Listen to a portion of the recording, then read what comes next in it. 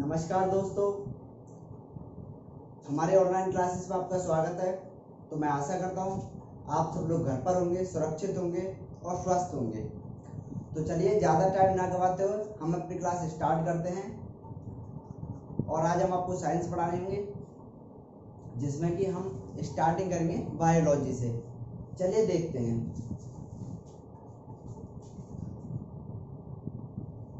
Biology, देखो biology, वायु का मतलब होता है जिसमें जीव, और लॉजी का मतलब होता है अध्ययन या फिर किसी चीज के बारे में जानना। किसी चीज के बारे में जानना या फिर एक तरह से बोल सकते हैं आप अध्ययन। लॉजी का मीन्स होता है अध्ययन।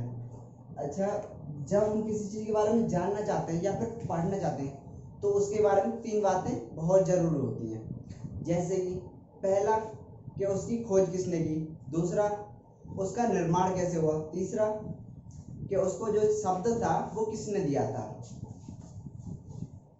तो पहले ये बता देते हैं, दो भागों में बांटा गया है। एक होता है जूलॉजी, जिसे हम बोलते हैं जंतु विज्ञान,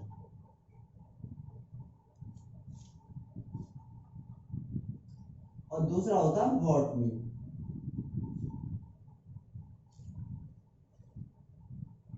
जिसे हम बोलते हैं वनस्पति विज्ञान।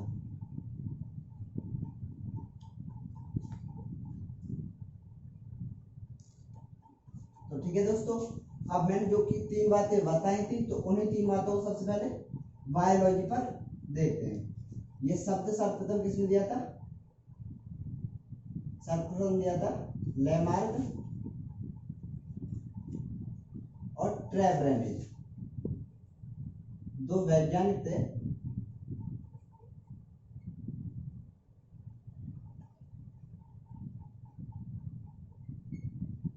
तो यहां तक समझ में आ गया दोस्तों।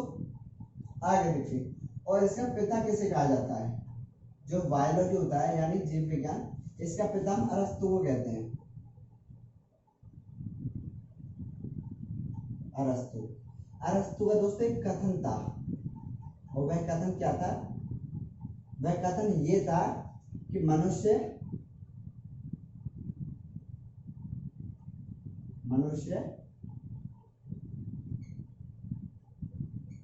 एक सामाजिक प्राणी है।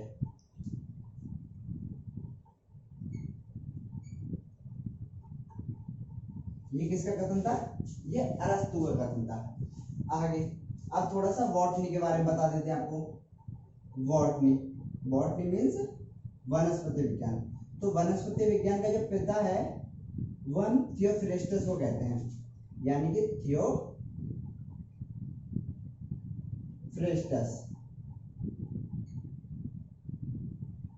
थियोफ्रेस्टस को वनस्पति विज्ञान का पिता कहते हैं, जिन्होंने एक पुस्तक लिखी थी। उस बुक का नाम था हिस्टोरिया प्लांटोनियम।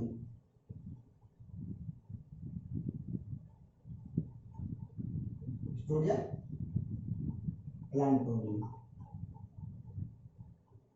इनकी बुक का नाम था हिस्टोरिया प्लांटोनियम। तो यहाँ तक समझ गया है। अब थोड़ा सा बता देते हैं आपको जूलॉजी के बारे में। जूलॉजी मीन्स जंतु विज्ञान, जिनका पिता अरस्तु को कहते हैं, और अरस्तु को बायोलॉजी यानी कि जीव विज्ञान का पिता भी कहते हैं, और जूलॉजी यानी जंतु विज्ञान का पिता भी कहते हैं। तो अरस्तु ने भी एक पुस्तक लिखी थी, उस पुस्तक का नाम था हिस्टोरिया एनिमिलियम।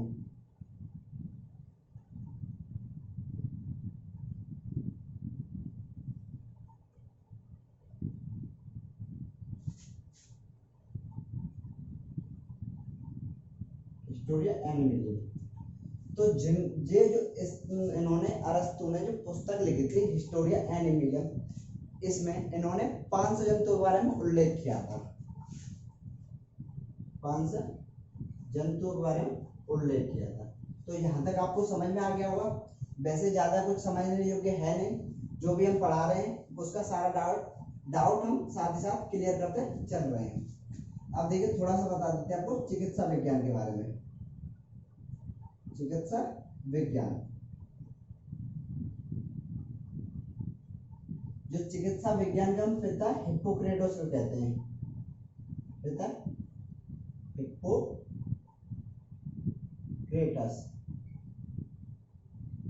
हिप्पोक्रेटस को हम चिकित्सा विज्ञान का पिता कहते हैं। और God of medicine, God of medicine हम धन्वंतरी कहते हैं। जो भी चिकित्सक होता है, जब वो चिकित्सक बनता है तो हम उसे सबसे पहले धन्वंतरी की शपथ दिलाते हैं, क्योंकि इसे हम चिकित्सा का भगवान कहते हैं। तो यहाँ तक आपको समझ में अच्छे से आ गया होगा। चलिए देखते हैं, एक थोड़ा सा एक गुरुओं का एक क्रम होता है जो अक्सर पेपर में पूछ लिया जाता है, उसे हम आपको बता देते हैं। वो क्रम क्या होता है, जैसे कि सिकंदर का नाम सभी ने सुना होगा, सिकंदर, जिनके गुरु थे अरस्तु, और अरस्तु के गुरु थे हमारे प्लेटो,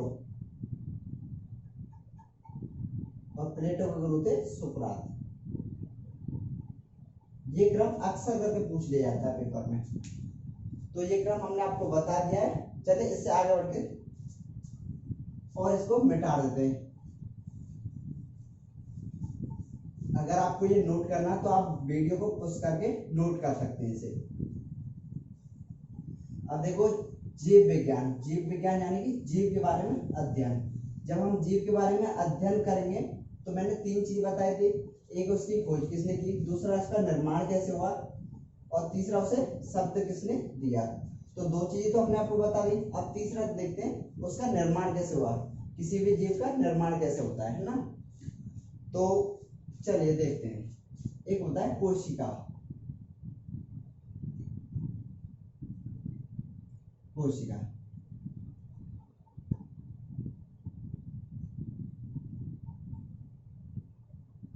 कोशिका जिसे हम बोलते हैं सेल्स। इसके अध्ययन को यानी कि study of cells, study of cells को साइटोलॉजी कहते हैं।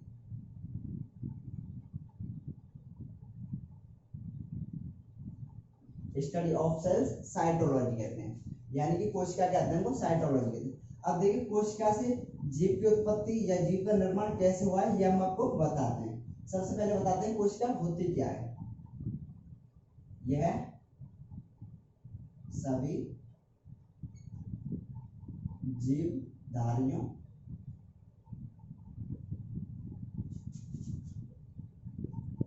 की कार्यात्मक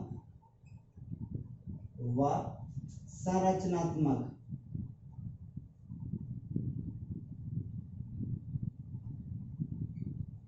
इकाई है। यह सभी जीवधारियों की कार्यात्मक और संरचनात्मक इकाई है। इसका आकार होता है 10⁻⁻⁶ माइक्रोन। अब 10⁻⁻⁶ माइक्रोन होता है, तो इससे आप अंदाजा लगा सकते हैं कि इसका आकार बहुत ही छोटा होता है। अब देखिए जीव का निर्माण कैसे होता है इससे। कोशिका,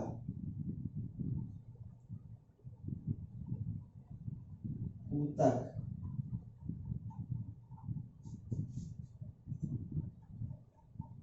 अंगक, अंग, अंग के बाद आता है शरीर। देखिए, जो कोशिका होती है, कोशिका के समूह को ऊतक कहते हैं। यह आप इस तरीके से भी कह सकते हैं कि काफी सारी कोशिकाएं मिलकर एक ऊतक का निर्माण करती हैं। कोशिका के समूह को ऊतक कहते हैं, और ऊतकों के समूह को अंगक कहते हैं, और अंगक के समूह को अंग कहते हैं, और अंग के समूह को शरीर कहते हैं। तो इस तरह जैसे काफी सारे अंग मिल जाते हैं ना, तो हमारे शरीर का निर्माण होता है, एक शरीर की रचना होती है। तो उसी तरह तो अब यहाँ तक समझ में आ गया होगा। अब देखते हैं खोज किसने करी थी कोशिका की खोज। तो 1665 में एक वैज्ञानिक थे, रॉबर्ट हुक।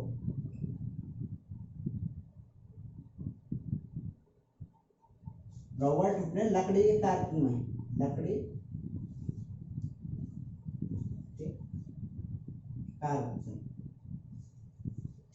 कारक में, खोज की थी कोशिका की, लेकिन वो कोशिका मृत कोशिका थी, यानी कि मरी हुई कोशिका थी वो। ठीक है, अब देखो मरी हुई कोशिका पे हम सब कुछ रिसर्च तो नहीं कर सकते, तो जीवित कोशिका भी जरूरी है। तो जीवित कोशिका की खोज किसने की थी?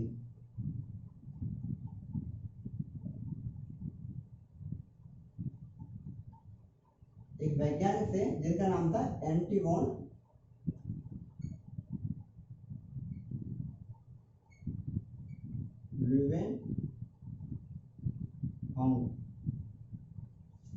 ल्यूवेनहोंग। ये वैज्ञानिक थे जिन्होंने जीवित कोशिका की खोज की थी। इन्हें हम सूक्ष्म जीव विज्ञान व जीवाणु विज्ञान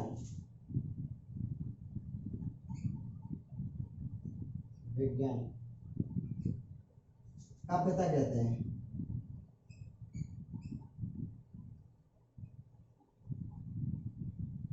जीवाणु विज्ञान का पिता कहते हैं किसे? एंटी वॉन ल्यूवेनहोंग को। इन्हें हम सूक्ष्म जीव विज्ञान व जीवाणु विज्ञान का पिता कहते हैं। अब थोड़ा सा बता देते हैं आपको कोशिका सिद्धांत के बारे में। कोशिका सिद्धांत के बारे में, तो कोशिका सिद्धांत हमारे दो वैज्ञानिकों ने दिया था, दो शास्त्रियों ने दिया था। एक था स्लाइडेन, जिसका नाम था स्लाइडेन, यह एक वनस्पति शास्त्री था, वनस्पति शास्त्री था। और एक था हमारा स्वान, यह एक जंतु शास्त्री था, जिन्होंने कोशिका सिद्धांत दिया था। अब थोड़ा सा बता देते, देखो हमने कोशिका की बता दी कि ये जीवधारियों की संरचनात्मक एवं कार्यात्मक इकाई होती है, इसका आकार भी बता दिया, और इससे किस तरह जीव का निर्माण होता है वो भी बता दिया, इसकी खोज भी बता दी, और इसका सिद्धांत भी बता दिया। अब थोड़ा सा बताते हैं कि सबसे बड़ी कोशिका किसमें पाई जाती है और सबसे छोटी कोशिका किसमें पाई जाती है। तो सबसे बड़ी कोशिका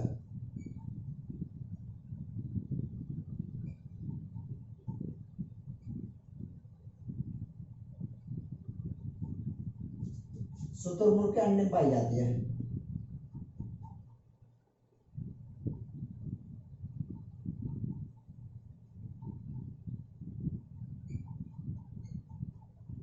अंडे में। और सबसे छोटी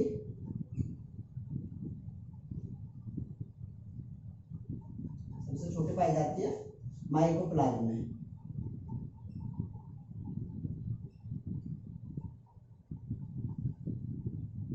अब इधर बता देते हैं कि हम सबसे लंबी कोशिका किसमें पाई जाती है।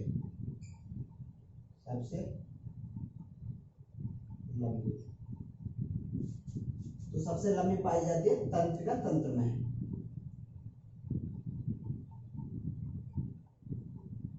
सबसे लंबी पाई जाती है तंत्रिका तंत्र में। तो यहाँ तक आपको समझ में आ गया होगा।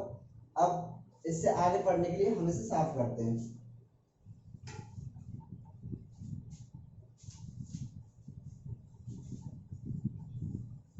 अब कोशिका दो भागों में बांट गई है।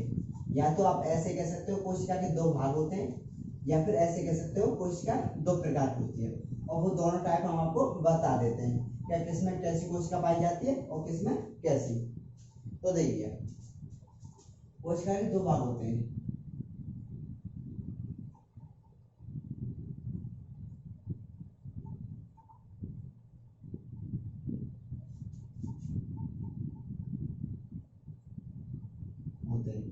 पहला होता है प्रोकैरियोटिक कोशिका।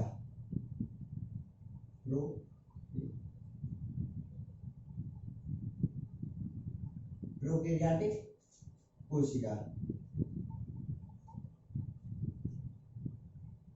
ये किस्म पाई जाती है, ये आपको बता देते हैं। जो बीमारी होती है मनुष्य में वो चार बेस पे होती है, मतलब चार आधार पे होती है। एक होता है हमारे जीवाणु जिन्हें हम बैक्टीरिया बोलते हैं, दूसरा होता है विषाणु जिन्हें हम वायरस बोलते हैं, तीसरा होता है फंगस जिन्हें हम कवक बोलते हैं, और चौथा होता है परजीवी। तो चार बेस पे मनुष्य में बीमारी होती है। तो उनमें से दोनों पे तो ये पाई जाती है, और दोनों के नाम और बता देता हूँ। जैसे कि एक विषाणु होता है हमारा, जिसे हम बोलते हैं वायरस, और दूसरा होता है जीवाणु जिसे हम बोलते हैं बैक्टीरिया।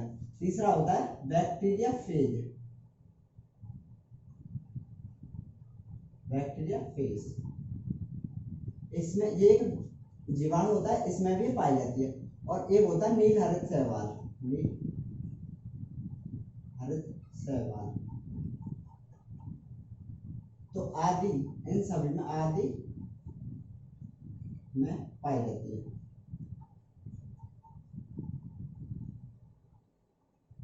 तो यहां तक आपको समझ में आ गया होगा। प्रोकैरियोटिक कोशिका विषाणु, जीवाणु, बैक्टीरिया फेज और नील हरित शैवाल आदि में पाई जाती है। दूसरा होता है यूकेरियोटिक कोशिका, यूकेरियोटिक।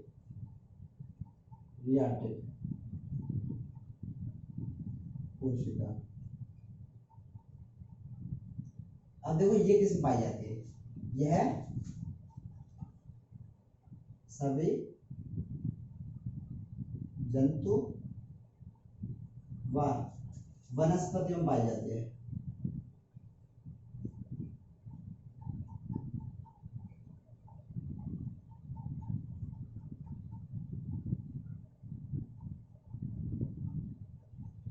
तो यहाँ तक समझ में आ गया होगा। हमने कोशिका के बता दिया आपको, प्रोकैरियोटिक कोशिका किसमें पाई जाती है और यूकेरियोटिक कोशिका किसमें पाई जाती है। अब उसके बाद अब हम पढ़ाते हैं कोशिका भित्ति।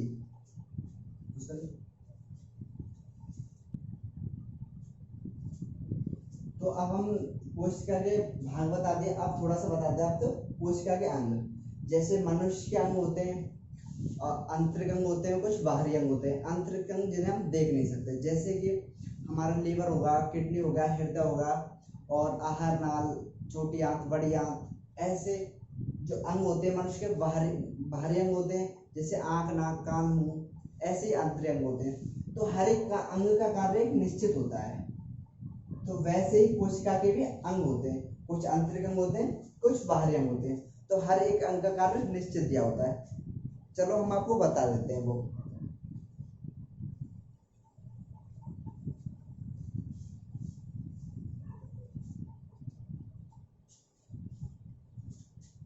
देखो कोशिका के अंग,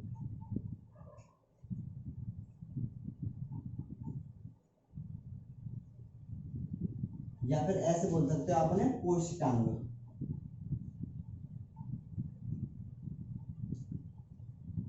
ठीक है जी। अब देखिए एक आकार बना देता हूं मैं।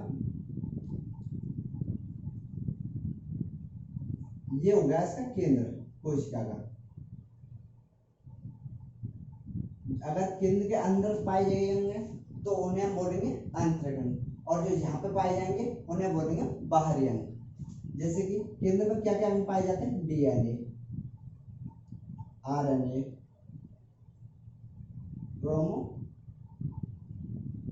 क्रोमोसोम और जीन। ये चार अंग होते हैं आंतरिक अंग। और बाहरी अंग में क्या होते हैं? एक होता है जैसे गोल्गी का है,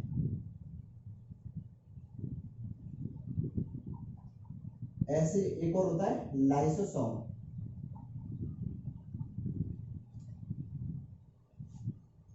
एक होता है राइबोसोम, एक होता है लवक, एक होता है रिक्तिका,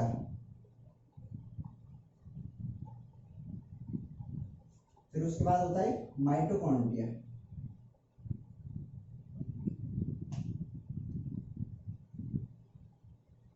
फिर उसके अब देखो जो आंतरिक अंग पाए जाते हैं उनके बीच बीच में द्रव फैला होता है, उस द्रव को हम कहते हैं केंद्रक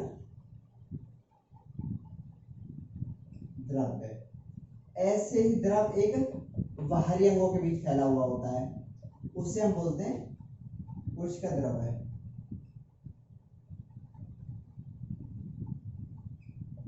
तो ठीक है दोस्तों, अगर ये दोनों एक साथ मिल जाते हैं तो ये बनता है जीव द्रव्य, ये जीव द्रव्य कहलाता है। अब देखो मैंने बताया था हर एक अंग का कार्य निश्चित दिया होता है, तो वैसे ही अब आपको समझा देता हूँ। देखो गोल्गी का है, इसे हम ट्रैफिक पुलिस ऑफ सेल्स का कहते हैं। जैसे ट्रैफिक पुलिस का कार्य होता है ना आने जाने वालों पर नियंत्रण रखना, उसी तरह इसका कार्य होता है।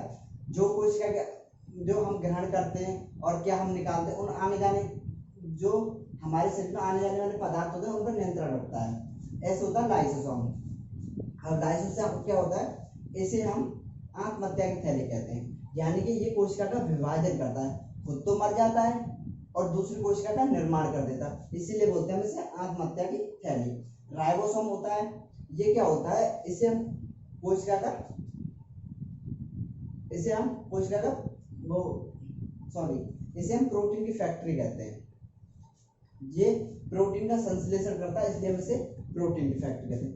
अब बताते हैं लवा। लवा क्या होता है, जैसे पौधे होते हैं, पौधे में किसी पौधे के रंग हरा होता है, कोई पौधा लाल होता है, किसी पौधे का जो फल होता है वो पीला होता है, तो वो सभी रंग देने का कार्य हमारा लवक करता है। और रिक्तिका, रिक्तिका के अंदर ही लवक आते हैं। अब आते हैं माइटोकॉन्ड्रिया। तो माइटोकॉन्ड्रिया का हम ऊर्जा का पावर हाउस कहते हैं। यह ऊर्जा का संश्लेषण करता है, या एक तरह से बोल सकते हैं आप यह ऊर्जा का निर्माण करता है। अब जीव द्रव्य, इसे हम जीवन का भौतिक आधार कहते हैं। जीवों की सभी जैविक क्रियाएं इसी में संपन्न होती हैं। तो यहाँ तक मैंने सभी अंगों के बारे में आपको बता दिया, ये आपको समझ में आ गया होगा। अब बताते हैं कोशिका भित्ति के बारे में। और जैसे ही अगर हम आज टाइम रहा तो हम आज अंगों को पढ़ा देंगे, नहीं तो अगली वीडियो में पढ़ाएंगे।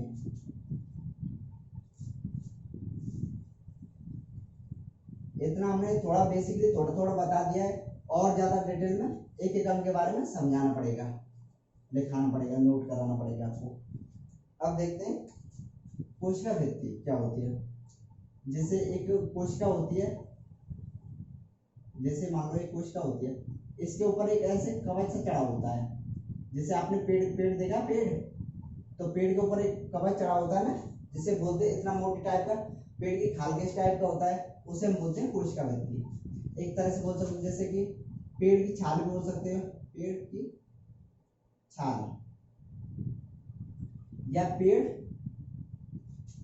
या फिर बाहरी कवच बोल सकते हो उसे, बाहरी कवच, या बोल सकते हो बाहरी परत। और साइंस की भाषा में क्या बोलेंगे हम उसे, कोशिका भित्ति।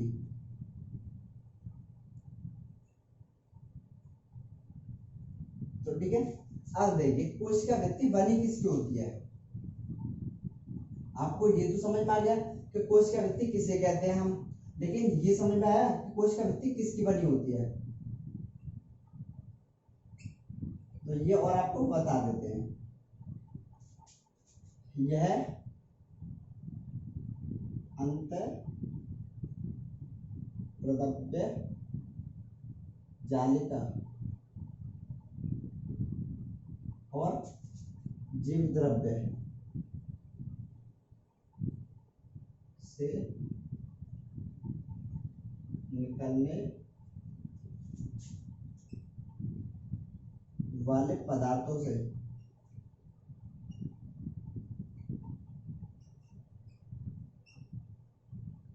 बनती है। अब देखो कैसे बनती है। यहाँ तो आपको समझ में आ गया, जीव द्रव्य यानी कि कोशिका द्रव्य और केंद्र द्रव्य से मिलकर जीव द्रव्य बनता है। अब आता है अंतःप्रद्रव्य जालिका। तो ये तो आपने कभी सुना भी नहीं होगा। तो ये क्या होती है, जैसे कभी देखा हम कोई मकान बनाते तो उसमें आज के टाइम में तो सभी क्या होते हैं, उसमें बीम लगाते हैं, देखा होगा ना आपने। तो बीम लगाते हैं, वो जो लोहे की सरियों का एक जाल सा होता है उसे लगाते हैं, उसके अंदर ऊपर से उसमें कंक्रीट और यानी मसाला जैसे आदि इत्यादि सामान भर देते हैं। तो वो जाल होता है ना, उसमें जो सरियों का जाल हम लगाते हैं, जो सरियों का जाल लगाते हैं, तो वो क्या है, उसकी मजबूती को बनाए रखने में सक्षम होता है। तो उसी तरह अंतःप्रद्रव्य जालिका भी एक जालीनुमा एक संरचना होती है, वो कोशिकाओं को मजबूती बनाने में सक्षम होती है। तो आपको समझ में आ गया हो कि अंतःप्रद्रव्य जालिका क्या होती है। अब बताते हैं आपको कोशिका भित्ति के उपनाम।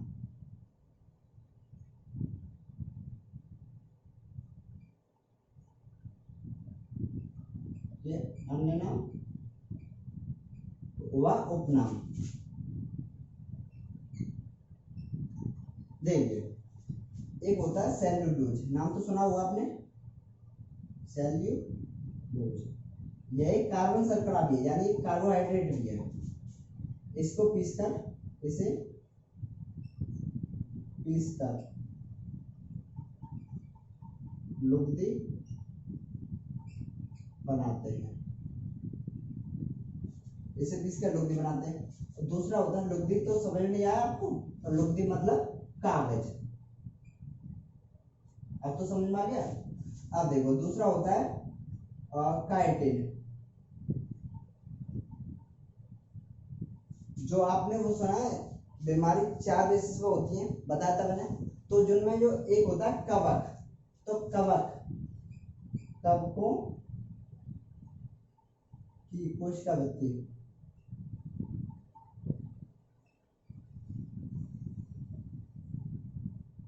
जो कवकों की कोशिका वृद्धि होती है ना, वो काइटिन की बनी होती है। या फिर एक तरह से इस तरह कह सकते हो आप इसको कि जो कवकों की कोशिका वृद्धि है उसे हम काइटिन कहते हैं।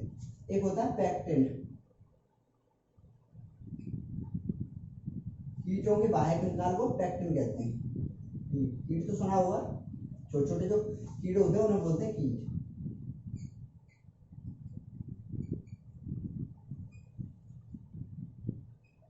कीटों के बाह्य कंकाल को। एक होता है लिग्निन, तो लिग्निन क्या होता है? एक पेड़ होता है, पेड़ के ऊपर एक कवच होता है जिसे हम कोशिका भित्ति बोलते हैं। उस पर अगर हम कोई ईंट मार दें तो उससे चिपचिपा द्रव निकलता है, चिपचिपा पदार्थ निकलता है, उसे हम बोलते हैं लिग्निन।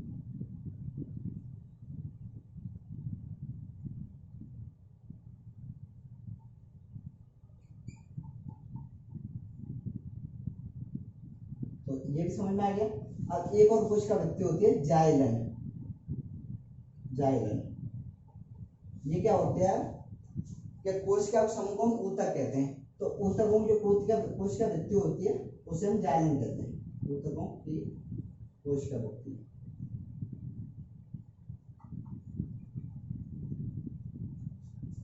तो दोस्तों कैसी लगी वीडियो और कैसा लगा हमारा आज की क्लास, कैसी लगी?